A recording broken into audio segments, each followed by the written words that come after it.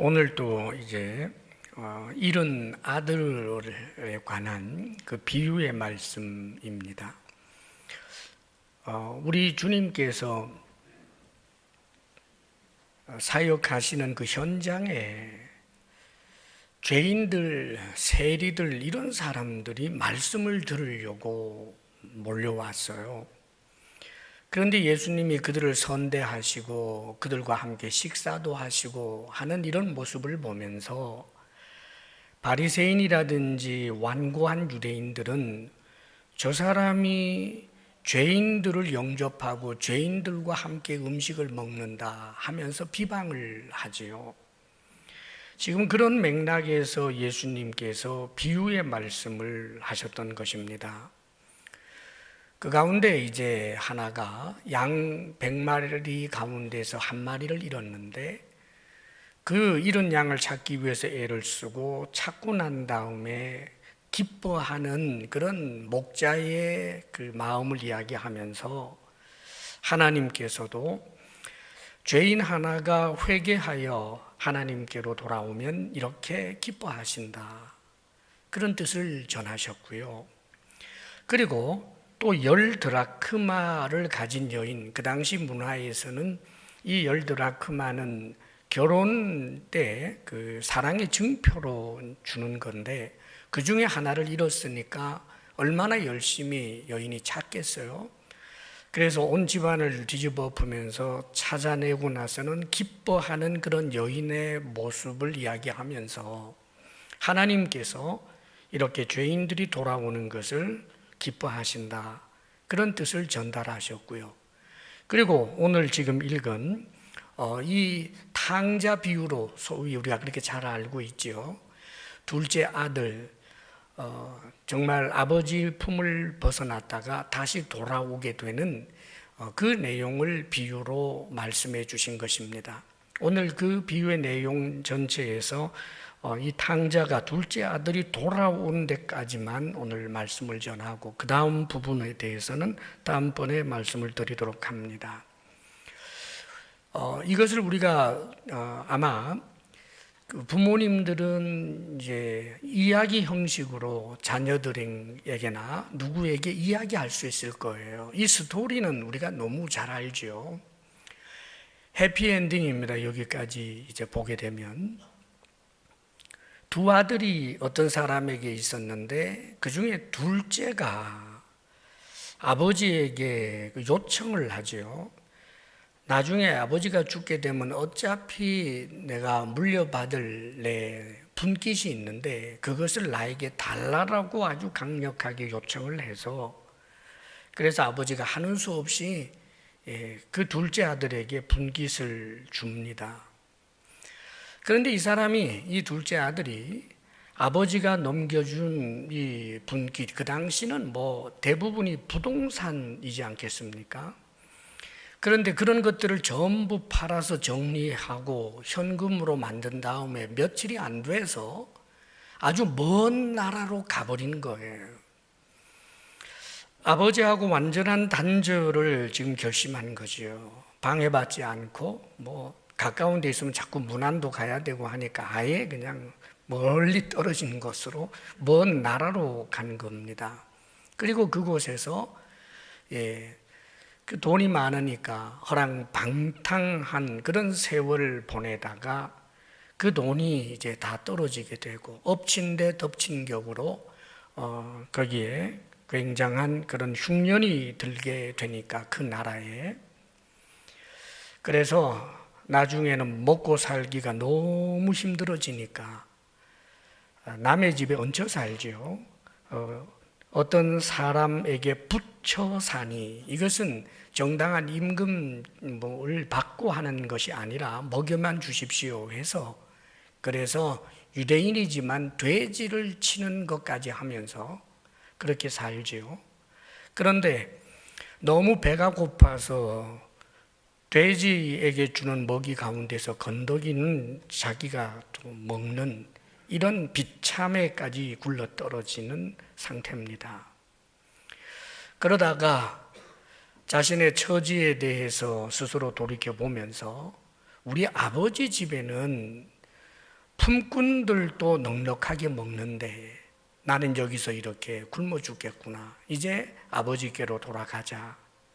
그러면서 자신의 그런 죄와 허물들을 인정하고 아버지에게 가서 용서를 구하고, 아버지로서 아들로서의 자격이 없다라고 하는 것을 아버지께 말씀드리게 되는데, 돌아온 그 아들을 아버지가 반갑게 영접해 주실 뿐만 아니라 용서해 주시고, 그리고 새로운 옷, 제일 좋은 옷을 입혀주시고 가락지도 끼워주시고 새 신발도 신겨주셨다.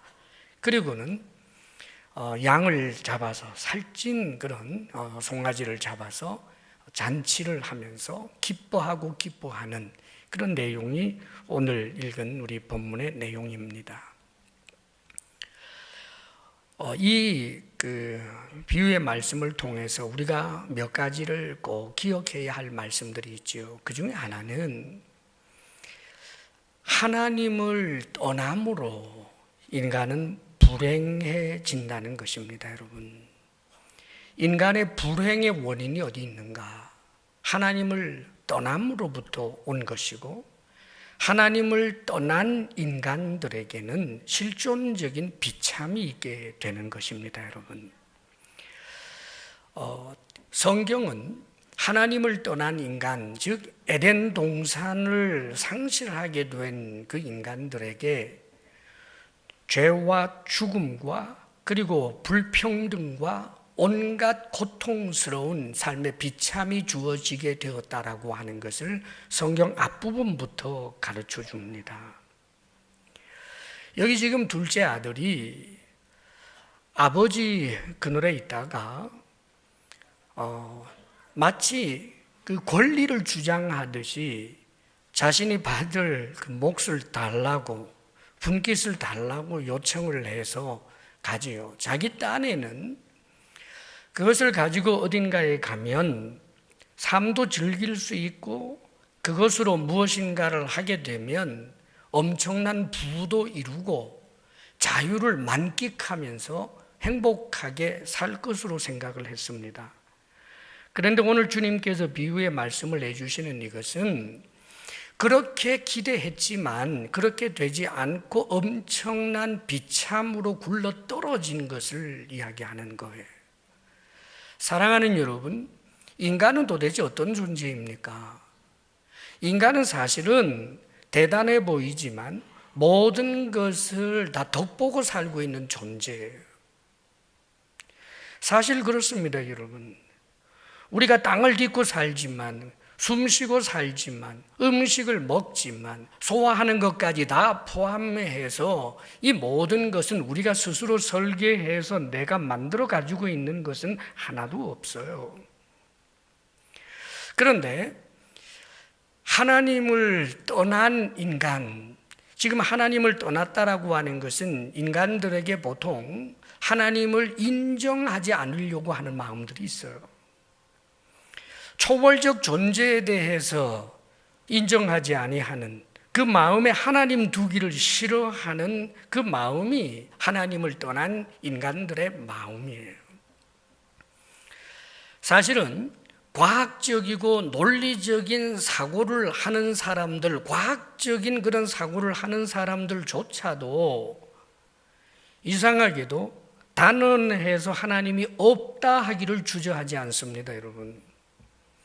모든 것을 증명해서 이야기하는 과학자도 하나님이 없다는 것이 과학적으로 증명되지 않았지만 하나님 없다라고 하는 것을 아주 쉽게 이야기합니다. 왜요? 그런 존재 자체를 싫어해요. 그러면 하나님을 떠나 있는 인간이, 인간들이 당면하고 있는 현실적 모든 비참의 문제를 정말 해결할 능력이 있는가? 늙고 병들고 죽는 것을 어떻게 해결해요? 사건과 사고를 어떻게 해결해요? 지금 이 둘째 아들도 아버지를 떠나서 처음엔 잘 살았어요. 그렇죠. 아버지가 준 돈이 있으니까. 그래서 그 많은 돈 가지고 호랑방탕하며 삽니다. 많은 사람들이 그래요. 자기 것 아닌 것을 가지고 사실은 사는 거예요, 여러분. 이 몸도, 이 건강도 하나님이 허락하셔서 가진 거잖아요. 시간도 하나님이 주신 것이지 않습니까, 여러분? 사랑하는 여러분, 내가 가지고 있는 그 놀라운 재능도, 그 놀라운 그런 지혜, 지식도 그게 전부 어떻게 생긴 거예요, 여러분? 은사로 주어진 것이지 않습니까?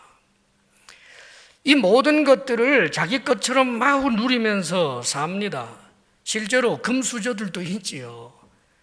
세상에 태어나면서부터 굉장한 그런 넉넉한 삶을, 더더군다나 그 가정 환경이 돈만 많은 게 아니라 머리도 좋고 똑똑하고 더더군다나 키도 크고, 그리고 잘생겼고 말이죠. 리더십 있고 이런 사람들 가끔 있지 않습니까, 여러분? 그런데 이 잘 나가다가 어느 날 점점 그것이 없어지지요. 시간도 없어져요. 건강도 없어져요, 여러분. 나의 그 미모도 그 능력도 점점 소멸되어 가는데 거기에서만이 아니라 또 다른 변수가 있어요. 흉년이 들었다고요. 엄청난 흉년이 드니까 이 계획들이 다 소용이 없어져요. 그래, 내가 아버지한테 받은 거 좀 쓰다가 멋지게 쓰다가 그 다음에 떨어지면 내가 일하면 되지, 직장 잡아서 열심히 일하고 장사하고 해서 내가 또 돈 벌면 되지라고 생각을 했는데 세상이 그렇게 만만해요? 흉년이 들고 나니까 일터도 없고 일감도 없어요. 사랑하는 여러분, 우리가 사는 세상이 사실 그렇지 않아요. 노력하지만 노력해서 해결할 수 없는 그런 당면한 그런 문제들이 우리들에게는 얼마나 많은지 몰라요, 여러분. 조금은 극단적으로 가서 우크라이나의 전쟁이 터졌어요. 그 전쟁의 소용돌이 속에서 누가 오로지 자신의 행복을 스스로 쟁취하고 유지 보존할 수 있느냐 말이에요, 여러분. 사랑하는 여러분, 갑자기 사건이 터지고 사고가 터지고 집이 무너지고 지진이 일어나고 혹은 갑자기 무지하게 무서운 그런 중병이 들고, 이거 우리 계획 속에 있어요? 그런데 터지잖아요. 사랑하는 여러분, 여기에 대하여 해결할 능력이 있는가, 인간이? 없단 말이지요.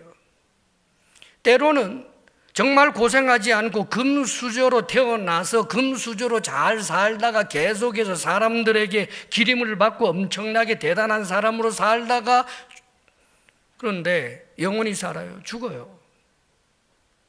허무가 찾아온다, 그 말입니다. 그렇기 때문에 성경은 이런 말씀을 해주십니다. 어리석은 부자 이야기 하시잖아요. 그 부자가 뭐라고 해요? 내가 내 영혼에게 이르되 영혼아, 여러에 쓸 물건을 많이 쌓아두었으니 평안히 쉬고 먹고 마시고 즐거워하자. 그런데 하나님이 말씀하신다는 거지요. 어리석은 자여, 오늘 밤에 내 영혼을 도로 찾으리니. 그러면 네 준비한 것이 누구의 것이 되겠느냐? 이걸 비참이 아니라고, 자연스러운 현상이라고 얘기하시겠어요? 이사야 47장 8절에 보면 이런 말씀도 있어요. 사치하고 평안히 지내며 마음에 이르기를 나뿐이라, 나 외에 다른 이가 없도다. 나는 과부로 지내지도 아니하며 자녀를 잃어버리는 일도 모르리라 하는 자여. 나는 다르다는 거예요. 저 사람은 저렇게 재수가 없어서 비참해졌지만 나는 안 그렇다는 거예요. 나는 절대로 불행한 일이 없다는 거지요. 성경은 말씀합니다. 너는 이제 들을지어다. 한날에 갑자기 자녀를 잃으며 과부가 되는 이 두 가지 일이 내게 임할 것이라. 나에게 절대로 일어나지 아니할 것이라고 한 그 일이 일어날 수 있다. 너는 네 인생을 네 마음대로 설계할 존재가 아니다. 네 뜻대로 되는 게 아니다. 우리가 이 세상 살면서 그거 경험하잖아요, 여러분. 왜 인간 세상이 이렇게 비참한 실존을 맞이하게 되었는가? 성경은 하나님을 떠났기 때문이라고 이야기합니다. 하나님을 떠났기 때문에. 그래서 낙원을 잃어버린 인간들이 실존적인 비참 앞에 있을 수밖에 없고 사람의 힘으로 이것을 해결을 할 수 없다는 것을 이야기하는 것입니다. 이건 공식이에요, 여러분. 자, 그런데 그러면 이 문제를 해결하기 위해서 노력을 하죠. 여기 보면 이 둘째 아들이 그 나라 백성 중 한 사람에게 붙여 사니 그래요. 자, 갑자기 흉년이 들어서 이제는 도대체가 무슨 방법이 없어요. 그래서 무엇인가를 의지해 어느 사람을 의지했습니다. 그 사람 집에 가서 붙여 산다는 거 조금 전에도 말씀드린 대로 이것은 임금을 정당하게 집을 받으면서 하는 일이 아니라 그저 먹여만 주십시오 해서 사는데 유대인이 돼지를 쳐요. 비참하게 되었습니다. 그런데 더 비참해질 뿐이지요. 인간이 가지고 있는 실존적 비참함에 대해서 인생에 대하여 깊이 생각하는 사람들에 의해서 이 문제를 해결하기 위한 노력이 인간 역사 가운데 얼마나 많은지 몰라요. 사람들이 좀 더 평등하게 너나 할 것 없이 더 복되게 살기 위한 그런 정체를 만들어 보기 위해서 혹은 그런 이데올로기 혹은 그런 무슨 주의 해보기 위해서 노력해 왔습니다, 여러분. 계속해서 발전해 왔다고 하지만 그러나 정말 사실 인간들의 행복 지수가 옛날보다 더 나아졌다고 할 수 있어요. 과학적 낙관주의를 가지고 과학이 발전하게 되면 인간이 가지고 있는 이런 모든 문제들이 다 해결될 것이다. 우리 그렇지 않다는 것 봅니다. 과학이 발달하면서 이제는 핵폭탄 뭐 이런 거 나오니까 사실 얼마나 섬찟하고 무서운지 모르겠어요. 우리 속에 도사리고 있는 악이 있는 이상 인간이 가지고 있는 이런 실존적인 비참은 사람의 그 어떤 노력으로도 해결할 수 없고 점점 더 수렁에 빠져들 수밖에 없는 것입니다. 그러면 어떻게 해야 될까요? 오늘 성경은 그것을 말씀하는 거예요. 하나님께로 돌아가는 거예요. 하나님을 인정하는 것입니다. 하나님께로 돌아가는 것, 즉 회개를 말하는데 하나님께로 돌아가는 이 회개가 어떤 것인지를 오늘 성경은 우리에게 자세하게 가르쳐주고 있어요. 자, 이 둘째 아들이 어떻게 했는지 한번 보겠습니다. 17절 말씀 우리 같이 한번 읽어볼까요? 시작. 이에 스스로 돌이켜 이르되 내 아버지에게는 양식이 풍족한 품꾼이 얼마나 많은가. 나는 여기서 줄여 죽는구나. 자, 비참한 현실 앞에서 이 둘째 아들이 스스로 돌이켜 지금 자기 자신에게 이야기하고 말하는 거예요. 우리 아버지 집에는 품꾼조차도 정말 풍족한데 나는 여기서 줄여 죽는구나. 그렇습니다. 하나님 나라 아닌 이 세상 나라는 결국은 그 끝이 비참이에요, 여러분. 죽는 길에서 벗어날 수가 없다고요. 지금 이것을 자각해요. 아하, 이 비참함이 있는데 나는 이 비참을 도대체 해결할 수 없는 존재구나. 흉년 앞에서 어찌할 수 없고 누군가를 의지한다고 해도 내가 행복해질 수 없는 그런 존재구나. 자신이 얼마나 연약한 존재인지에 대한 자각이에요. 회개의 첫 단추는 인간이 얼마나 연약한 존재인지에 대하여 정직하게 볼 줄 알아야 돼요. 자신이 가지고 있는 힘이면 뭐 천하를 전부 자기 뜻대로 할 것 같이 이야기하는 거 그거 거짓말인 거 알잖아요. 근데 그걸 스스로 믿고 있는 사람들이 있어요.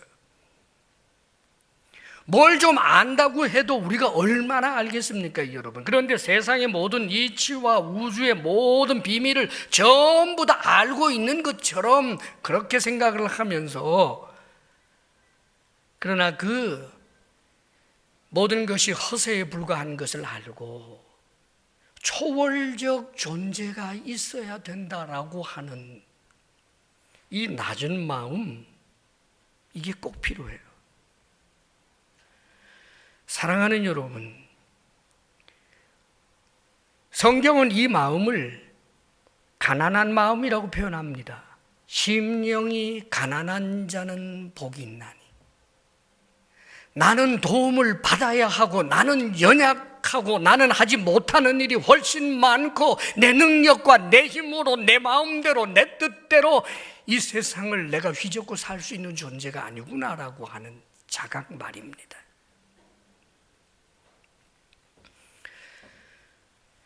이어령 씨가 예수님을 믿고 죽으셨지요.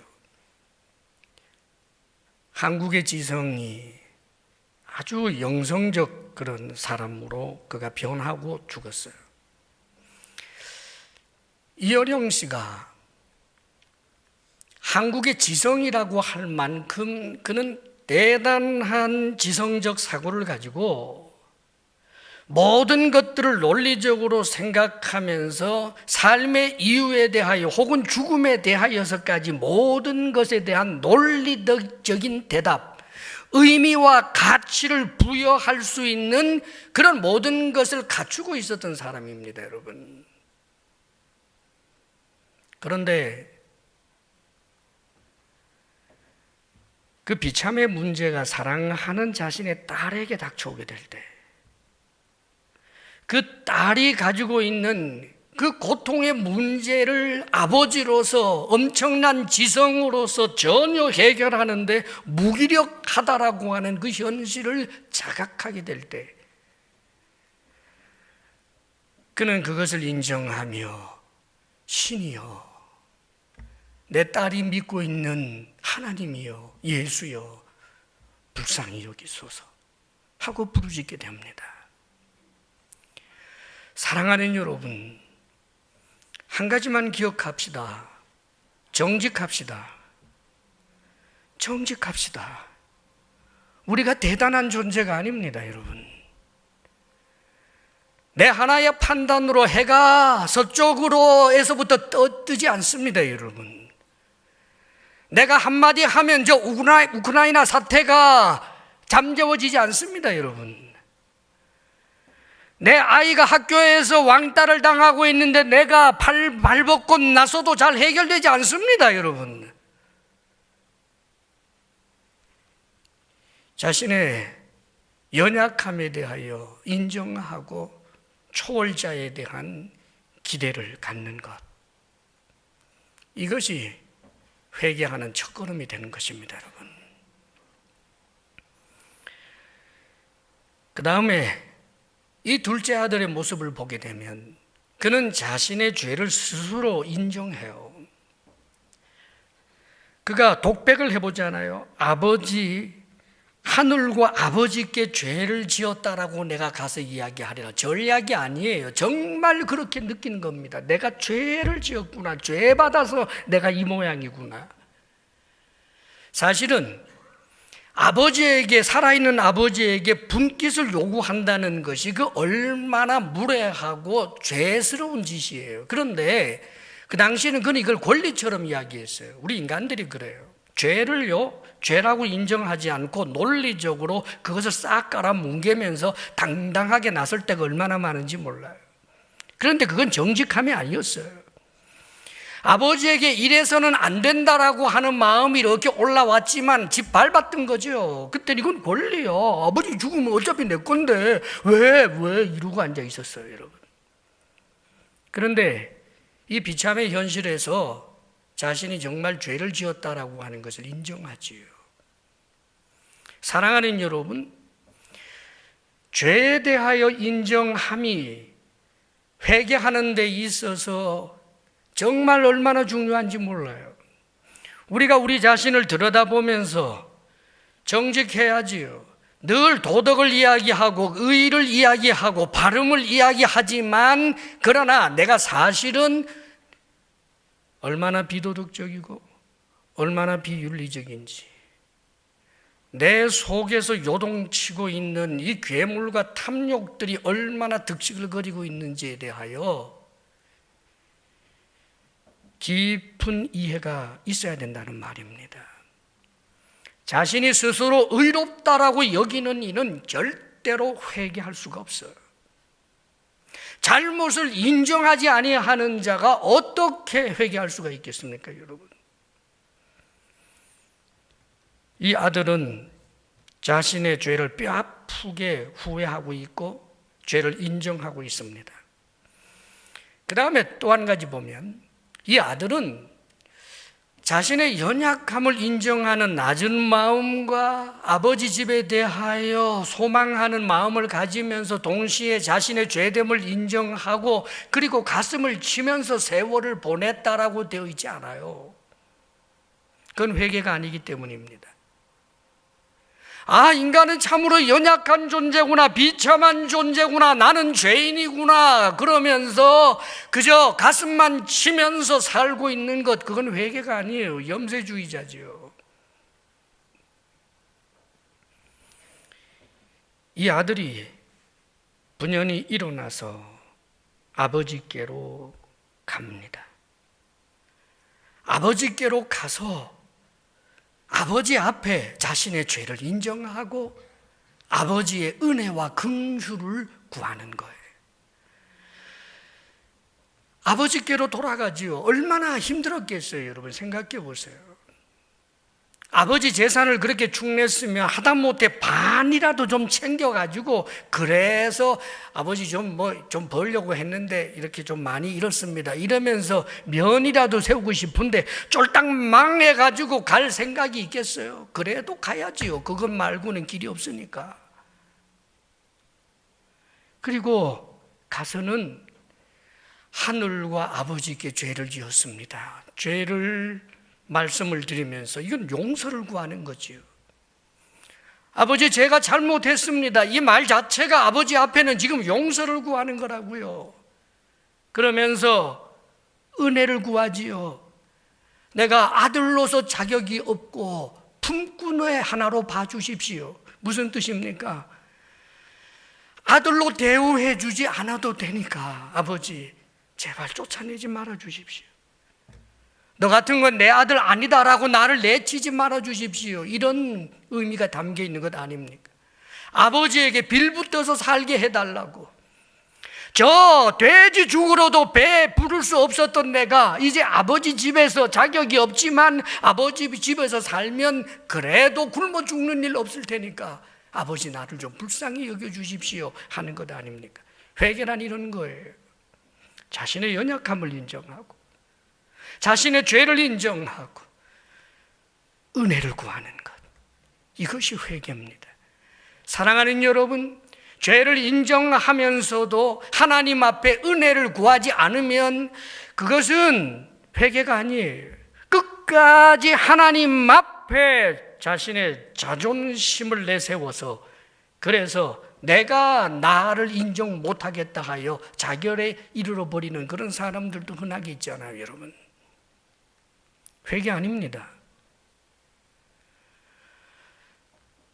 아무리 죄를 인정하고 가슴을 쳐도 명시적으로 하나님께 나아가 은혜를 구하고 용서를 구할 때 그게 회개가 되는 거예요. 그렇다면 오늘 우리가 하나님께로 돌아가는 방법이 뭘까요? 이건 비유의 말씀입니다. 이 아들이야 자기 집이 있으니까 집에 가서 아버지에게 찾아가서 용서를 구하면 되는데 여러분들은 그러면 눈에 보이지 아니하는 신에게 하나님에게 어떻게 돌아가고 용서를 구하겠어요? 주님은 말씀하십니다. 나는 길이요 진리요 생명이니 나로 말미암지 않고는 아버지께로 올 자가 없느니라. 하나님께로 돌아가는 유일한 길이 예수님이에요. 믿으시기를 바랍니다, 여러분. 하나님께로 돌아가는 유일한 길은 하나님이 보내신 자 예수 그리스도 앞으로 나아가 그분의 은혜를 구하게 되는 것, 그분을 영접하고 그분을 믿음으로 말미암아 하나님께로 나아갈 수 있게 되는 것입니다. 인간의 허무함도 깨닫고 연약함도 깨닫고 사람의 능력이 얼마나 하잘것없는가도 깨닫고 나는 죄인인가를 깨닫고 그래서 깊은 산속에 들어가서 돌을 닦으면서 내 죄를 스스로 없애려고 하면서 알지 못하는 우주의 어떤 신이여 나는 신과 하나가 되기를 원하나이다. 회개 아닙니다, 여러분.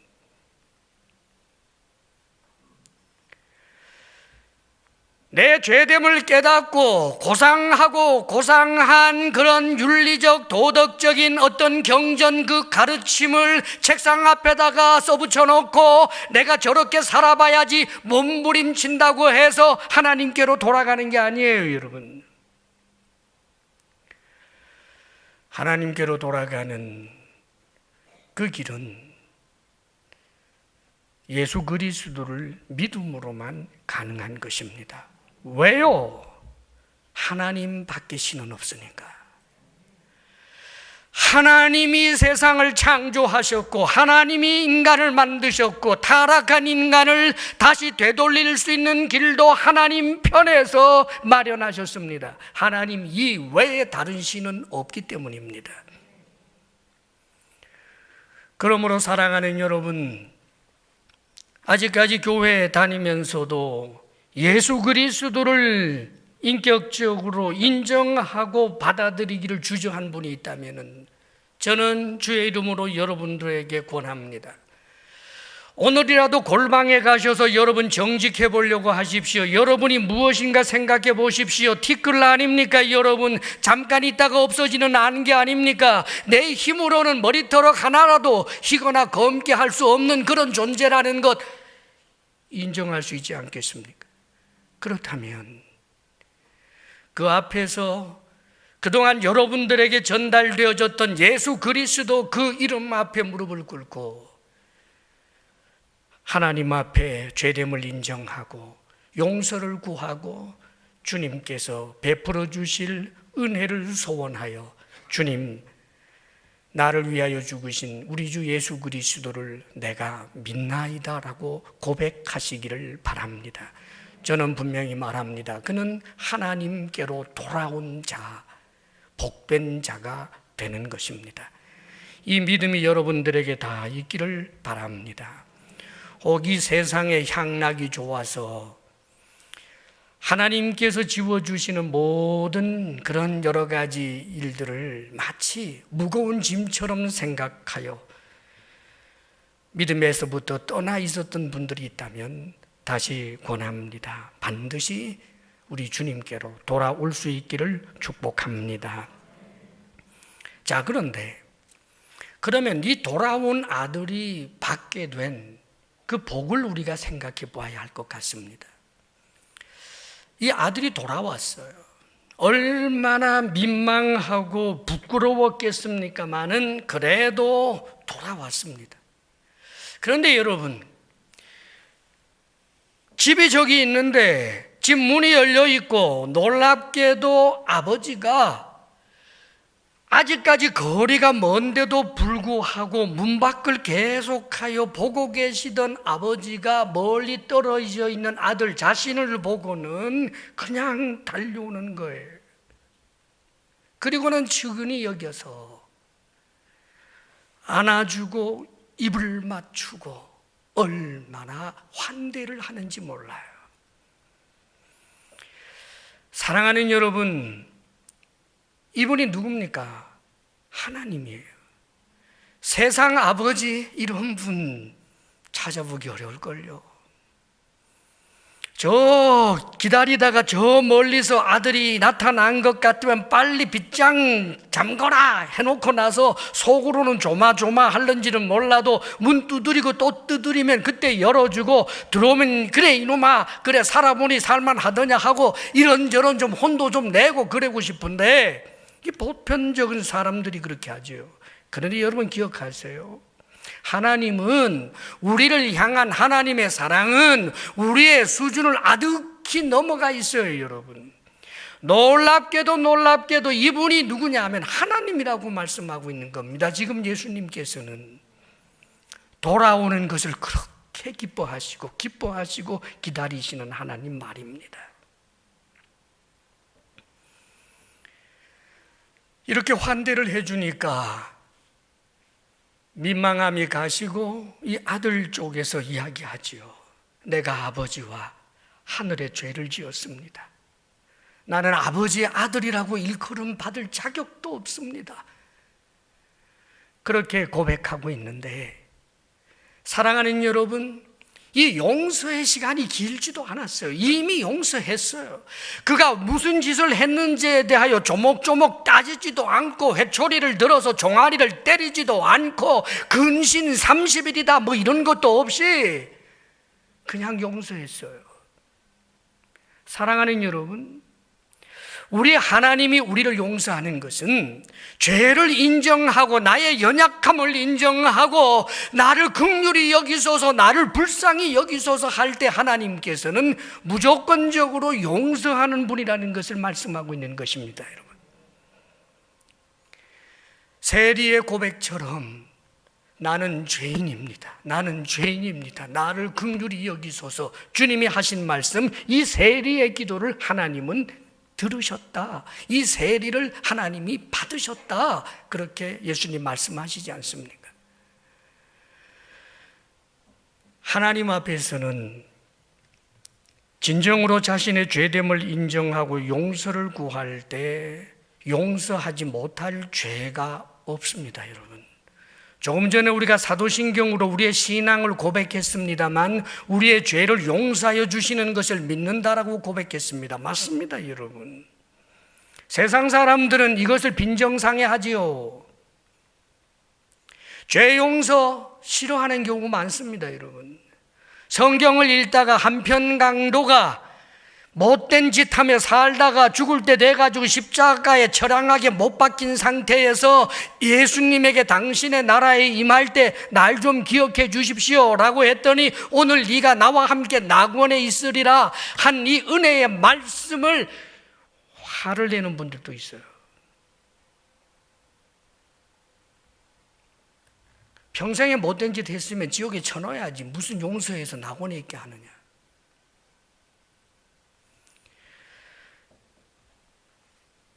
가끔 보면 흉악범들이 감옥에서 있다가 복음 듣고 예수 믿고 회개하고, 그래서 심지어는 사형을 당하고 있는 그 흉악범들이 사형의 현장에서 잠깐만 요청을 해서 찬송 한 곡 부르고, 그리고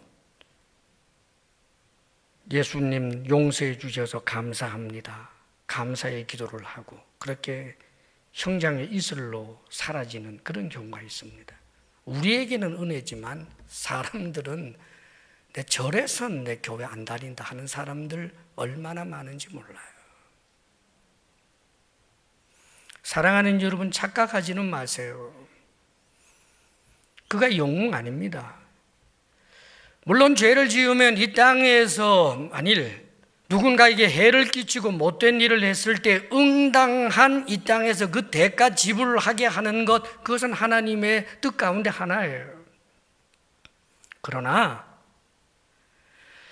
이 땅에서 못된 짓 해서 사형을 당할 수도 있고 그 이름의 존엄성이 훼손되고 망신을 당할 수도 있고 감옥에 갇힐 수도 있고 모든 재산을 빼앗길 수도 있게 하는 그런 의를 세우기 위한 이 세상 법정적 의가 잘못됐다는 건 아니에요.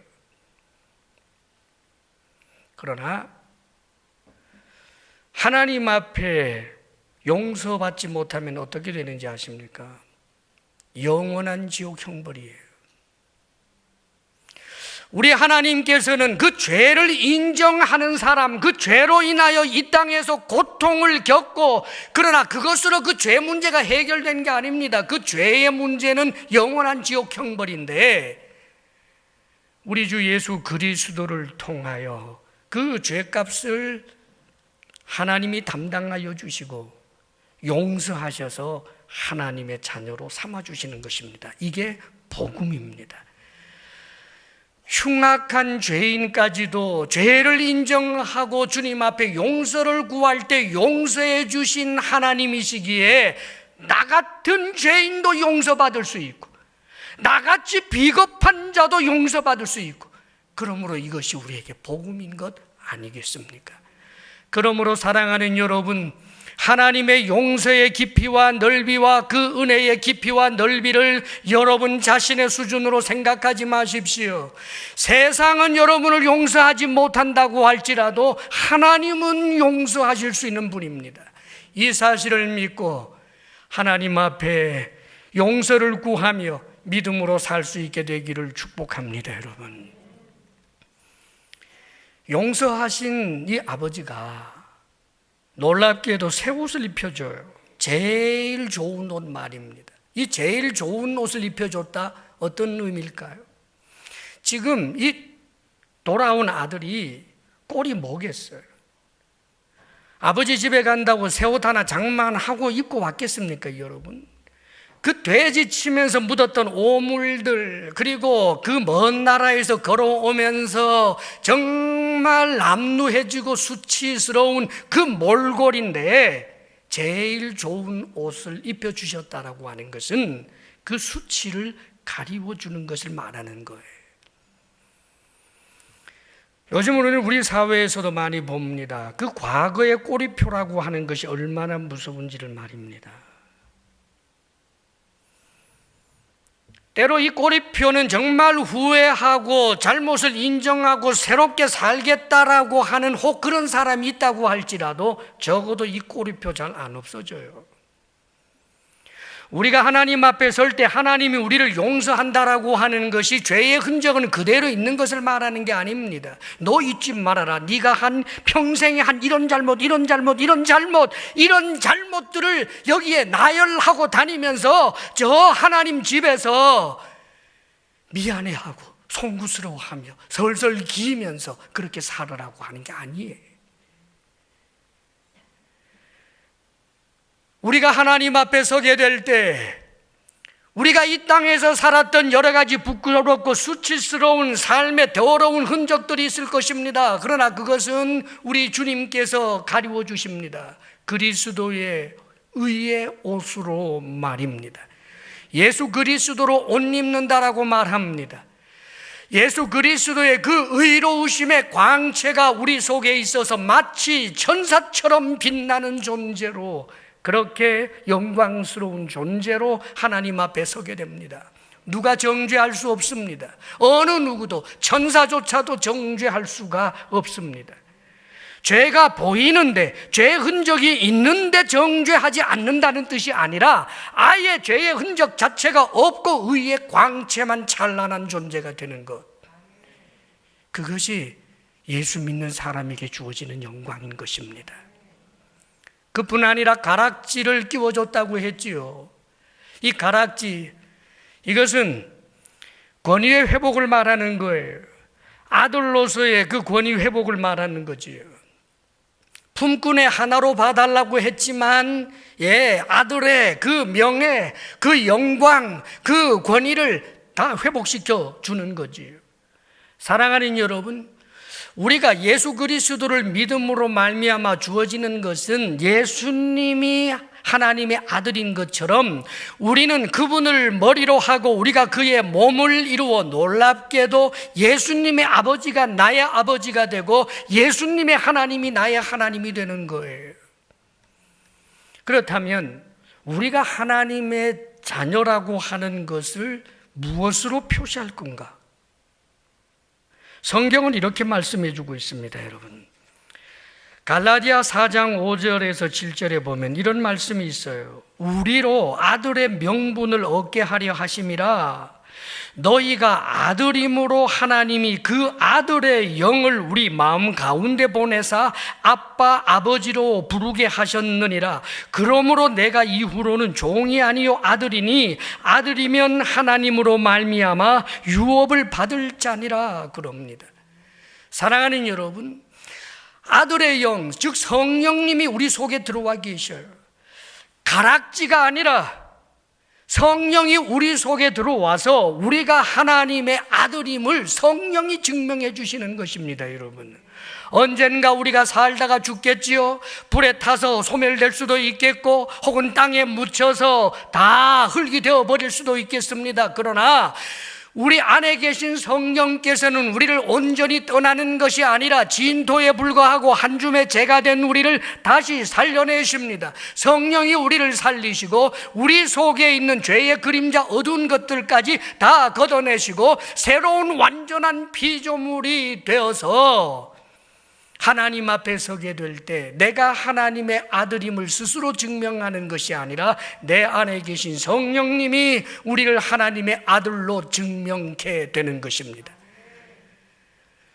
사랑하는 여러분, 예수 그리스도를 믿는 이에게 그의 아들됨을 증명하시는 성령이 계신다는 사실을 꼭 믿으시기를 바랍니다. 그리고 마지막으로 신발 신겨주잖아요. 자유를 상징하는 거예요. 자유 말입니다. 원래 이 아들은 자유를 원했지요. 아버지에게 매여서 아버지 일을 도우면서 살아가는 것이 너무 힘들었고, 그래서 자기 목 챙겨가지고 내 마음대로 내 뜻대로 내가 계획하고 내가 설계하고 내가 하고 싶은 것을 하고 그렇게 살기를 원했습니다. 그러나 종이 되었어요. 종이. 사랑하는 여러분, 우리가 누리게 되는 자유가 뭘까요? 하나님 안에서 누리는 자유, 하나님의 사랑 안에서 누리게 되는 자유예요. 종말론적으로 우리에게 주어질 그 영원한 자유가 어떤 것일까? 사랑하는 여러분, 마귀는 영원한 지옥 불못에 들어가고 우리 속에 있는 죄성을 싹 없어지고, 그리고 우리는 시간과 공간을 초월한 존재가 되어서 이 온 우주 가득한 하나님의 영광, 하나님의 임재 안에서 우리는 진정한 자유를 누리며 사는 것입니다, 여러분. 엄마가 있는 앞에서 아이가 놀이터에 가 있으면 엄마의 사랑의 눈길이 있는 것을 의식하면서 그 아이는 그 놀이터에서 자유를 경험해요. 사랑하는 여러분, 온 우주 가득한 아버지의 사랑, 아버지의 영광, 그것을 누리면서 하나님 앞에서 의롭다 인정을 받으면서 자녀된 자의 그 권세를 누리면서 진정한 자유를 우리가 누리며 살게 되는 것이 하나님께로 돌아온 자가 누리게 되는 복입니다. 사랑하는 여러분, 지금도 여러분들이 이 땅에 살면서 우리 주 예수 그리스도를 믿는 믿음으로 하나님 나라의 그 엄청난 복을 믿음으로 부분적으로 누릴 수 있어요. 그래서 찬송가처럼 거친 산이든지 들이든지 어디서든지 하나님 나라를 경험하게 되는 일들이 이 땅에서도 있습니다, 여러분. 예수를 믿고 이 땅에서 산다라고 하는 것은 엄청난 땀 흘림만 필요한 것이 결코 아니에요. 얼마나 많은 위로와 기쁨, 하늘의 평강, 행복, 자유를 누리게 되는지 모릅니다. 그러나 아무리 그래도 청동 거울로 보는 것처럼 희미합니다. 우리의 삶이 끝나고 그날이 오면 마주 대면하여 보듯이 하나님을 보며 우리가 그동안 의문으로 가졌던 모든 것들의 정확한 해답을 알며 기뻐 뛰며 자유롭게 살게 될 것입니다. 그러므로 사랑하는 여러분, 여러분이 가진 우리 주 예수 그리스도를 믿는 믿음을 소중히 여기고 이 믿음을 지켜내는데 하나님 앞에서 바를 수 있기를 주의 이름으로 축원합니다. 믿음으로 사십시오. 기도하겠습니다. 거룩하신 아버지 하나님, 하나님을 하나님으로 인정하기 싫어하고 우리가 연약함에도 온 우주를 장악하기라도 한 것처럼 감히 허세를 부리고 스스로가 스스로를 속이며 터럭 하나라도 희거나 검게 할 수 없는 연약한 자임에도 불구하고 모든 세상을 손에 쥔 것처럼 교만방자하게 산 우리들입니다. 아버지여, 이제 우리의 연약함을 인정하옵고 우리의 죄됨을 인정하옵고 십자가에 못 박혀 죽으신 예수 그리스도 이외에는 우리에게 길이 없음을 깨달아 오직 주를 믿는 믿음의 길을 달려가겠사오니 사랑하는 성도들에게 견고한 믿음 더하여 주옵소서. 날마다 하나님 앞으로 나아가게 하여 주시고 죄에서 돌이킬 줄 알게 하여 주옵시며 세상에서 방탕하며 사는 것보다 주님 안에 거하는 기쁨을 택할 줄 아는 하나님의 사람들 되게 하여 주옵소서. 모두 다 예수 믿는 기쁨 주옵소서. 예수님 이름으로 기도합니다. 아멘.